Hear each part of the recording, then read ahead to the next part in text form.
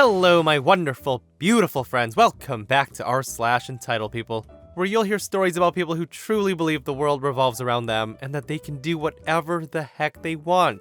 Much like this person right here.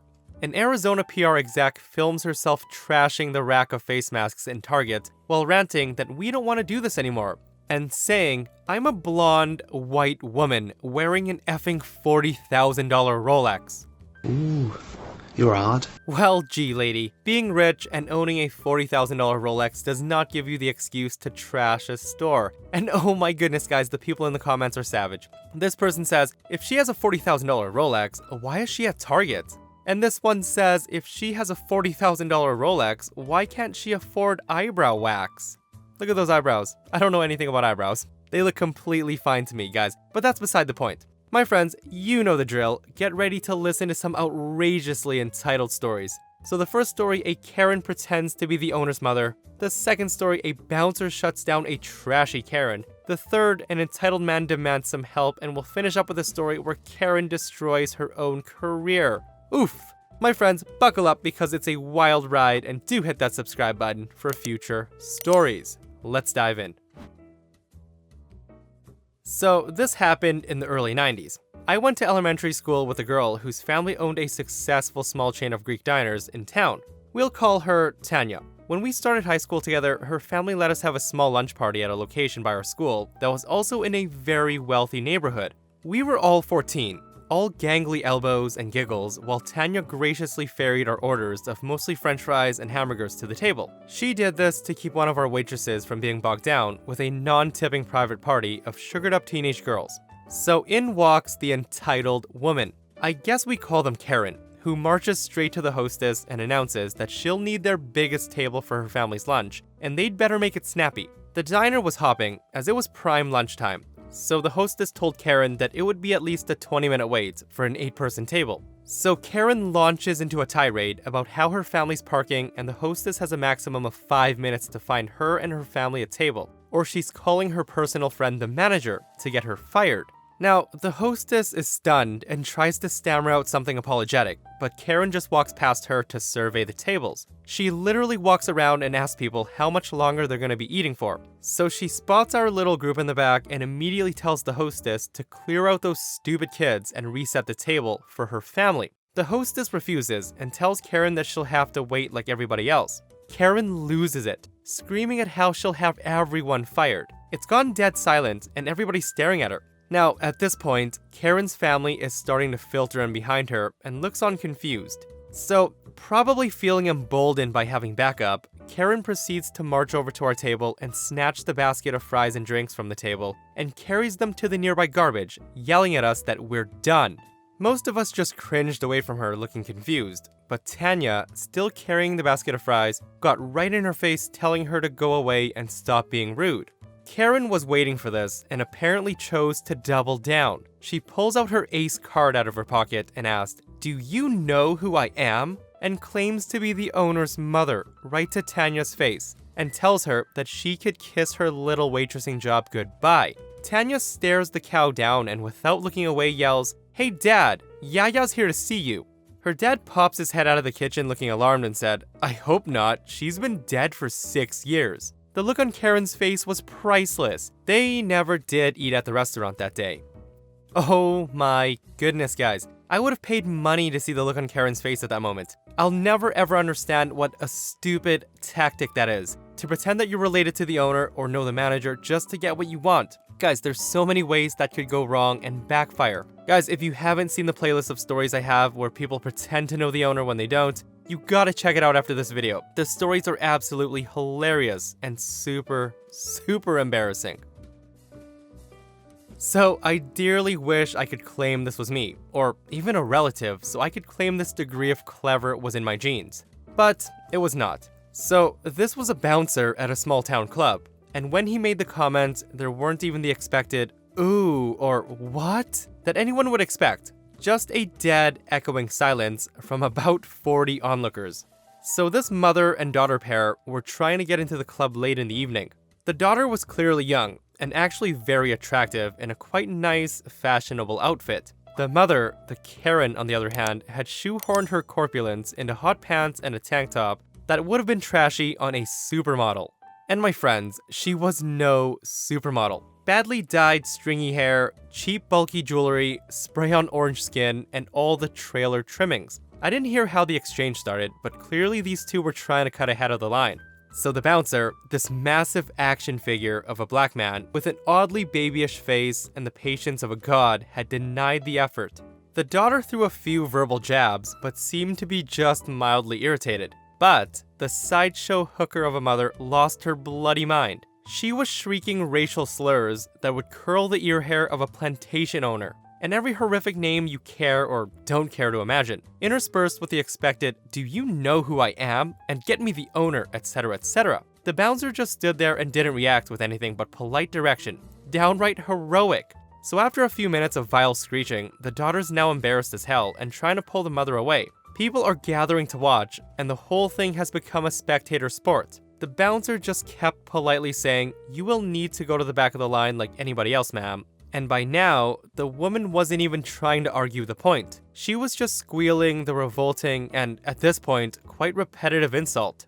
Then she screamed that he was an awful bouncer and he would get fired that night. Then she made a huge mistake. She tried to slap the bouncer. She missed, quite badly, at which point the bouncer took a single step forward and she fell back with a shriek. And then he said quite loudly, "Ma'am, at any point tonight, have I ever told you how to suck off a flabby old man in the alley for $5? Karen was baffled, but she said nothing but sputtered, and he continued, "No, ma'am, I've never said anything like that, not once, so don't you dare tell me how to do my job." And there was dead silence, like 40 people in the street, not a sound. She yelled a couple of more things and then scuttled away with her daughter, dragging her by the arm. It's been over a decade, but I still want to go find that bouncer and buy him a drink.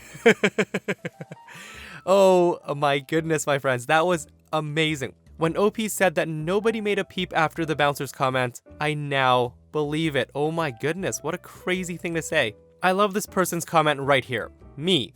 Humanity cannot possibly get any more savage. Bouncer. Hold my beer.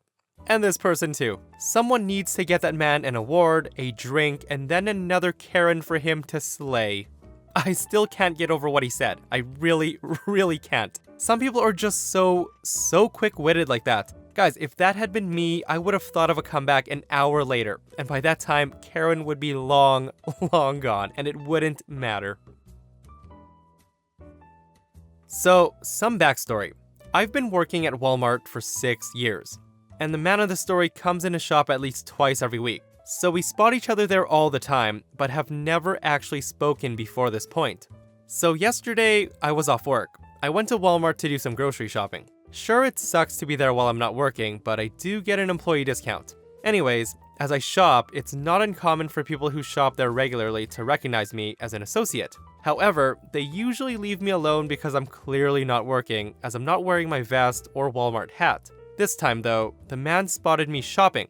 He was in front of the toy department with his daughter, I think 6 or 7, when he saw me shopping. I don't think I need to explain that you can clearly see that I'm not working. As I said, no vest or hat with Walmart Spark. I was also pushing a cart of food and small household needs. The man made his way over to me and just stopped directly in front of my cart to keep me from moving forward. He says, "I need you to help me get a bike down from the rack." I told him, "I'm sorry, but I'm actually not working right now. I'm sure there's another associate around here who can help you." He says, "But you work here. We've seen each other many times. You have to help. It's your job." As I said, I'm not working right now. I'm just here to shop. He then says, "Well, you shouldn't be here if you're not working. You're here, so do your job." Annoyed, I tried to turn my cart to get around the man. Even though I wasn't on the clock, I didn't want to say anything that could get me in trouble because I was still inside my workplace. He then says, "I need you to get a bike for my daughter. Are you seriously trying to walk off and not help us?" I told him, "Listen, I'm not allowed to help you while I'm not on the clock." He says, "Then just clock in and help me. It'll only take a few minutes." I told him I can't do that, and he asked why not. And I told him I would need a manager to override. I just can't clock in whenever I want. But as I've said, there's a lot of other associates here who can help you. So right now, the daughter was getting upset that nobody was getting the bike down for her. The dad was also getting frustrated, as well as I. He glared at me and grabbed his daughter's hand and said, "I'm gonna go speak to the manager. I can guarantee you that you won't have a job after this. You can't treat customers like this." I told him that I'm a customer right now too, but okay. He storms off with his daughter to go find a manager, and I finished my shopping. So today at work, my manager brought it up to me, and he said not to worry about it. Some customers just don't understand the fact that employees aren't always working. We don't help you out of the kindness of our hearts. We help you because we're getting paid to do it. I'd love to find that dad's workplace and demand for him to help me on his day off. You know what I would have done in that situation? Oh, yeah, you know what? Let me go grab a step stool and I'll help you get that bike down. And then go pay for my items and not come back because I'm not working.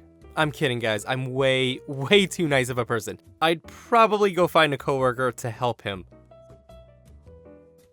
So, I used to work in an office. What kind of work isn't particularly important to the story, so just picture a basic office job. So, every January, HR would send an email to all employees with the employee handbook. This included job descriptions, office policies, etc. Every year since the PDF handbook has been established, it would be named with the year following it, to establish that it was different than the original and all the other years. Any changes would have updated next to the section in the table of contents, so you could see what changed from the previous year and update yourself with anything new.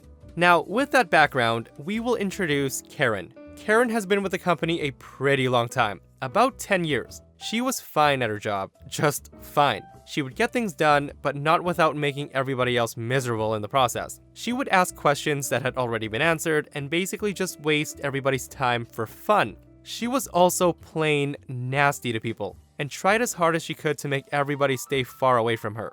The worst thing about her, though, was that she always seemed to be looking for a fight or looking for a reason to complain. She had threatened lawsuits a few times over any small thing, but would always just get over it and drop it because she knew no laws had been broken and it would never go anywhere. She'd always comment on how she should sue basically every business she ever went to because she could live off the settlement and retire early, over the smallest issues that you can imagine. She did her job and we never had a valid reason to fire her, especially knowing how lawsuit happy she was, so she stayed. So Karen's job description, as per the handbook, called for a bachelor's degree. Karen did not have a bachelor's degree, but she had been hired prior to that being a requirement, so she was grandfathered in. One day, a position above hers became open. So, a guy who we'll call Terry had recently completed his master's after taking night classes for a few years, and since an internal promotion is typically better than an outside hire, he was chosen for the promotion. Terry had been with the company for about 4.5 years, and he was very well liked and was great at his job. The new job required a master's degree in its job description, and him being a recent grad, it was a perfect fit and everybody was happy for him. Everyone but Karen. Since she was constantly looking for something to sue about, she took it as a direct insult that she had not been considered for the promotion that she was not at all qualified for. She immediately cried discrimination and told our boss her lawyer would be in touch. We were all perplexed, since it was very clear that this position required a master's, and given that she did not even have a bachelor's degree, there was no way that she could have been hired for the role. So what we soon realized was that Karen had saved the original company handbook, named Company Handbook, and had not bothered to open or save any new editions that were sent the following 8 years. She just assumed that no changes had been made, and it was just sent every year to ensure that all employees had it. If she had bothered to open the file, she would have seen the sections that said updated in the table of contents. Since Karen cried lawsuit a lot, no one expected much of this since it was a ridiculous claim. But sure enough, Karen gives her resignation letter via email, and it is scathing. She talked about how she can't bear to work in such a discriminatory environment that would only promote men. When any higher-ups tried to speak to her about this and clear up the confusion, she basically tells them to screw off and to read that damn email, and that she does not owe any more of an explanation. She basically goes full Karen. Not long after, a letter comes in from her lawyer asking for a settlement to avoid the discrimination case. So what Karen had not realized was that our boss's sister-in-law owned a law firm. She didn't really take on clients herself anymore and mostly just managed the other lawyers of the firm, and she was basically semi-retired. What this meant was that she had plenty of time to review any letters from Karen's lawyer and advise us. Since Karen did not bother to read any of the updated handbooks, she was unaware that this position had required a master's degree for many years now. I believe about 6 years. She had supplied her lawyer with the original copy handbook from about 9 years ago, and he used that as a reference in his settlement demand. So this is when we realized that she hadn't read any new handbooks in years. Since Karen rubbed a lot of people the wrong way, the boss's sister-in-law had decided to personally take on the case. Every letter that Karen's lawyer sent, she sent back one 3 times in length. Some of it wouldn't even say anything, but it would certainly take Karen's lawyer a while to read it, and he did not come cheap. After several of these letters, they realized that no settlement is gonna happen. They want to take it to court, but it's a pretty cut and dry case. Boss's sister-in-law shows evidence that Karen has received all updates via email. After the change was made and the handbook sent out, HR even sent an email to Karen specifically, letting her know that she was grandfathered in and doesn't need to worry, to which Karen replied, "Okay, thank you," confirming receipt of it. So the best part was, when boss's sister-in-law said that they couldn't break company rules to give Karen a job that she was totally unqualified for, while neglecting another employee who went above and beyond to get his master's degree to advance, as that would be unfair to all other employees. So Karen now had a huge, seriously huge bill from her lawyer for all those letters and filing the case. She had no job and no one she could list as a positive recommendation, and no degree. In the time she had been at the company, it had become industry standard to require a bachelor's degree, so she was effectively shut out of her career. It would also be hard to explain how you worked somewhere for a decade and don't have a letter of recommendation from anyone there, if she had only read her damn emails. Oh, Karen. Silly, silly Karen. If she wasn't so entitled and lawsuit happy, she might still have a job and probably wouldn't be out thousands and thousands of dollars for wasting that lawyer's time.